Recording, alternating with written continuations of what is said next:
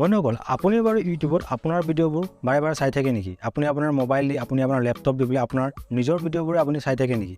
যদি চাই থাকে তেতিয়াহ'লে আজিৰ ভিডিঅ'টো আপুনি সম্পূৰ্ণ চাওক। কাৰণ এই ভিডিঅ'টোৰ পৰা আপুনি জানিবলৈ পাৰিব যে আপুনি আপোনাৰ ইউটিউবৰ ভিডিঅ' নিজেই চালে কি লাভ কি ক্ষতি হয়। সেইবাবে ভিডিঅ'টো সম্পূৰ্ণ চাওক, কাৰণ এনেকুৱা ধৰণৰ ইউটিউবৰ লগত জড়িত ইউটিউব টিপছৰ ভিডিঅ' আপোনালোকে এই চেনেলটোত পাই থাকিব। নমস্কাৰ বন্ধুসকল, মোৰ নাম ৰাজ আৰু অসম টেক 20 চেনেললৈ আপোনালোক সকলোকে মই আকৌ এবাৰ স্বাগতম জনাইছোঁ। Always believe in truth. বন্ধুসকল, আপুনি বাৰু ইউটিউবত আপোনাৰ নিজৰ ভিডিঅ'বোৰ আপুনি আপোনাৰ মোবাইল দি পেলাই চাই থাকে নেকি? যদি চাই থাকে তেতিয়াহ'লে কিন্তু আপোনাৰ কিছুমান ক্ষতি হ'ব পাৰে। চাওক, আমি যেতিয়া ইউটিউবত সকলোৱে নতুনকৈ এটা প্ৰথমতে চেনেল খোলোঁ, তেতিয়া আমি কি কৰোঁ, লগতে আমি 6-7টা ইমেইল আইডি আমাৰ মোবাইলটোতে খুলি লওঁ, যাতে আমি আমাৰ ভিডিঅ'বোৰত ভিউজ বঢ়াব পাৰোঁ। কিন্তু ইয়াৰ পৰা কি ক্ষতি হয় আপুনি জানেনে?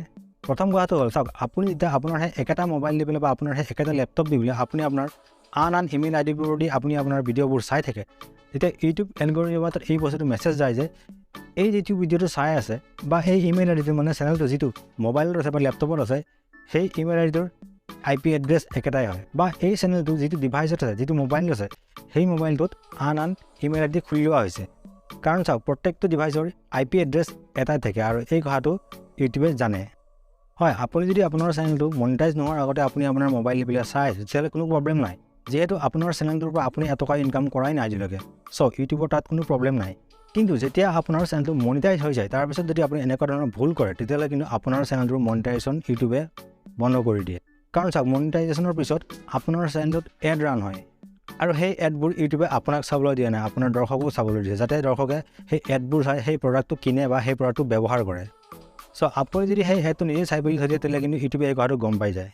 আৰু এটা কথা চাওক, আপুনি যেতিয়া আপোনাৰ চেনেলটোত ভিডিঅ'বোৰ আপুনি মনিটাইজ হোৱাৰ পিছত আপুনি আপোনাৰ ভিডিঅ'বোৰ নিজে চাই থাকে, তেতিয়া তাত যোনবিলাক এডভাৰটাইজাৰে আপোনাৰ ভিডিঅ'বোৰত এডভাৰটাইজ দিছে তেওঁলোকৰ ক্ষতি হয়। কাৰণ আপুনিতো আৰু তেওঁলোকৰ এডভাৰটাইজবোৰ চাই পেলাই আপুনি প্ৰডাক্ট নিকিনে, তেওঁলোকৰ ক্ষতি হয়। এই এডভাৰটাইজবোৰ তেওঁলোকে দৰ্শকৰ বাবে দিয়ে, গতিকে আপুনি আপোনাৰ ভিডিঅ'ত দৰ্শককে চাব দিয়ক। হয়, আমি প্ৰায়ভাগে যেতিয়া প্ৰথমতে ইউটিউবত এটা চেনেল খোলোঁ, তেতিয়া আমি আমাৰ মোবাইল দি পেলাই খোলোঁ, আৰু আমাৰ মোবাইলত ইমান ষ্ট'ৰেজ নাথাকে যে আমি আমাৰ ভিডিঅ'বোৰ ষ্ট'ৰ কৰি ৰাখিম। যিহেতু এটা 10 মিনিটৰ ভিডিঅ' 1 GB লৈকে হৈ পৰে, আৰু এনেকুৱা 1 GB ভিডিঅ'বোৰ যদি আমি আমাৰ মোবাইল ষ্ট'ৰ কৰি ৰাখোঁ, তেতিয়াহ'লে আমাৰ মোবাইল খুব বেছি 20টা বা 25টাহে আমাৰ ভিডিঅ' থাকিব। আৰু তাৰ বাবে আমি কি কৰোঁ, আমি আমাৰ ভিডিঅ'বোৰ আপলোড কৰাৰ পিছত ডিলিট কৰি দিওঁ। হয়, কিছুমানে তেওঁলোকৰ ভিডিঅ'বোৰ ষ্ট'ৰ কৰি ৰাখে, তেওঁলোকে তেওঁলোকৰ কম্পিউটাৰ বা তেওঁলোকৰ ডেস্কটপত তেওঁলোকৰ ভিডিঅ'বোৰ ষ্ট'ৰ কৰি ৰাখে। কিন্তু আমি যিসকলে মোবাইল দি পেলাই আমি আমাৰ ভিডিঅ'বোৰ শ্বুট কৰোঁ, তেওঁলোকে কিন্তু ষ্ট'ৰ কৰি ৰাখিব নোৱাৰে। কিন্তু যেতিয়া আমাৰ কিছুমান ভিডিঅ' ভাইৰেল হৈ যায় বা আমাৰ ভিডিঅ'বোৰ ভাল হয়, তেতিয়া আমাৰ ভিডিঅ'বোৰ সেই পুৰণা ভিডিঅ'বোৰ আকৌ চাবলৈ মন যায়। সেইটো আপোনাৰো মন যায়, মোৰো মন যায়। আমাৰ ভিডিঅ'বোৰ চাবলৈ আমাৰ কেতিয়াবা মন যায়, আৰু তেতিয়া আমি কি কৰোঁ, আমি আমাৰ ইউটিউবত থকা ভিডিঅ'বোৰ আমাৰ চেনেল দি পেলাই আমি ক্লিক কৰি চাওঁ। কিন্তু সেইটো এটা ইনভেলিড ক্লিক হয়। ইউটিউবৰ ভাষাত যদি কয়, এইটো এটা ইনভেলিড ক্লিক। কাৰণ ইউটিউবত আমি ভিডিঅ' আমাৰ নিজৰ বাবে নিদিওঁ, আমি দৰ্শকৰ বাবেহে দিওঁ। হয়, আপোনাৰ যদি কেতিয়াবা কিবা এটা ভিডিঅ' আপোনাৰ বহুত চাবলৈ মন গৈছে, তেতিয়াহ'লে আপুনি কি কৰিব, আপুনি আপোনাৰ YTCত গৈ পেলাই আপুনি আপোনাৰ এই ভিডিঅ'টোৰ মনিটাইজেশ্যনটো অফ কৰি লওক, তাৰপিছতে আপুনি আপোনাৰ ভিডিঅ'টো চাওক। আৰু নহ'লে আপুনি ইউটিউবৰ প্ৰিমিয়াম ভাৰ্চনটো লওক, ইউটিউবৰ যোনটো পেইড প্ৰিমিয়াম ভাৰ্চন আপুনি সেইটো লওক, তাৰপিছত আপুনি আপোনাৰ ভিডিঅ'বোৰ চাওক। কাৰণ পেইড প্ৰিমিয়াম ভাৰ্চন আপোনাৰ এডবোৰ নাহে, আৰু ইউটিউবত আপুনি আপোনাৰ এডবোৰ, আপোনাৰ ভিডিঅ'ত থকা এডবোৰ কোনোদিনাখন চাব নালাগে। দ্বিতীয়টো কথা চাওক, বহুতে ভাবে যে তেওঁলোকে নিজৰ মোবাইল দি পেলাই 10টা 15টা 20টা তেওঁলোকে ইমেইল আইডি খুলি পেলাই নিজৰ ভিডিঅ'বোৰ চাই পেলাই তেওঁলোকৰ তাত ভিউজ বঢ়াব, তেওঁলোকৰ তাত ভিউজ কান কৰাব, আৰু তেওঁলোকৰ ৱাটচ টাইম বঢ়াব, বা তেওঁলোকৰ যোনটো 4000 ঘণ্টাৰ ক্ৰাইটেৰিয়া সেইটো কমপ্লিট কৰিব। কিন্তু বন্ধুসকল, ইউটিউবত যদি আপুনি আপোনাৰ ডিভাইচ দি পেলাই, আপুনি আপোনাৰ মোবাইল দি পেলাই বা আপুনি আপোনাৰ লেপটপ দি পেলাই আপুনি আন ইমেইল আইডি যদি আপুনি আপোনাৰ ভিডিঅ'বোৰ চাই থাকে, তেতিয়াহ'লে কিন্তু সেইবোৰ ইনভেলিড ক্লিকতে পৰিব। কাৰণ আপোনাৰ IP এড্ৰেছ এটাই হয়।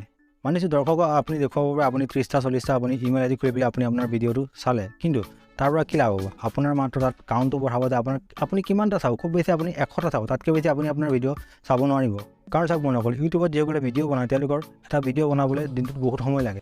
প্ৰায় এটা ভিডিঅ' স্ক্ৰিপ্ট লিখাৰ পৰা, ৰেকৰ্ডিং কৰাৰ পৰা, এডিটিং কৰাৰ পৰা আপলোড কৰালৈকে প্ৰায় 7-8 ঘণ্টাৰ সময় লাগে।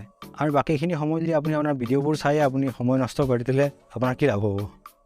আৰু এটা কথা চাওক, আপুনি ধৰি লওক আপোনাৰ ভিডিঅ'টো 1000 বাৰ আপোনাৰ ইমেইল আইডি আপুনি চাই দিলে, কিন্তু ইউটিউবত কি কৰিব, তেওঁলোকে আপোনাৰ ভিডিঅ'টোৰ সেই কাউণ্টটো বন্ধ কৰি দিব। তেওঁলোকে জানে যে এইটো এটা IP এড্ৰেছ দি চলি আছে, তেওঁলোকে কি কৰিব, তাৰ কাউণ্টটো ব্লক কৰি দিব। আৰু আপুনি এই কথাটো কেতিয়াও নাভাবিব যে আপুনি আপোনাৰ নিজৰ মোবাইল দি পেলাই চাই আপুনি আপোনাৰ ৱাটচ টাইমটো কমপ্লিট কৰি ল'ব। সেইটো কেতিয়াও হ'ব নোৱাৰে। কাৰণ ইউটিউব এলগৰিথমৰ তাত এই মেছেজ যাব যে এই ভিডিঅ'টো এটা IP এড্ৰেছ দি চাই পেলাই কমপ্লিট কৰা হৈছে, তেওঁলোকে আপোনাৰ মনিটাইজেশ্যনটো ৰিজেক্ট কৰি দিব। সেইবাবে বন্ধুসকল, সময় লাগক, কিন্তু আপুনি আপোনাৰ ভিডিঅ' কেতিয়াও নিজে নাচাব। যদি চাই আপুনি বহুত ডাঙৰ বিপদত পৰিব, মানে আপুনি আপোনাৰ চেনেলটো মনিটাইজ কৰিব নোৱাৰিব। আৰু যদি আপুনি ইমান কষ্ট কৰাৰ পিছত আপোনাৰ চেনেলটো মনিটাইজ নহয় তেতিয়াহ'লে কি লাভ আছে আৰু এটা কথা চাওক আপুনি আপোনাৰ ভিডিঅ'বোৰ চাব লাগেই বা কিয় আপুনি দৰ্শকৰে ভিডিঅ' বনাইছে আপুনি দৰ্শকক চাব দিয়ক আপুনি নিজে চাই নাথাকিব কাৰণ ইয়াৰ পৰা আপোনাৰতো একো লাভ নহয় বৰঞ্চ আপোনাৰ লছহে হ'ব চ' আশা কৰিছোঁ আপোনালোকে বুজি পালে যে এই ভিডিঅ'টোৰ পৰা আপুনি আপোনাৰ ইউটিউবৰ ভিডিঅ' নিজে চাব লাগে নালাগে যদি লাগে কিয় যদি নালাগে কিয় আশা কৰিছোঁ আপোনালোকে ভিডিঅ'টো ভাল পালে যদি ভাল পালে তেতিয়াহ'লে প্লিজ ভিডিঅ'টো লাইক কৰিব কমেণ্ট কৰিব আৰু শ্বেয়াৰ কৰিব আৰু চেনেলটোলৈ যদি আপুনি নতুনকৈ আহিছে তেতিয়াহ'লে প্লিজ চেনেলটো ছাবস্ক্ৰাইব কৰি দিব আজিলৈ ইমানেই অসম টেক 27 চাইটোৰ বাবে আপোনাক সকলোকে মই ধন্যবাদ জনাইছোঁ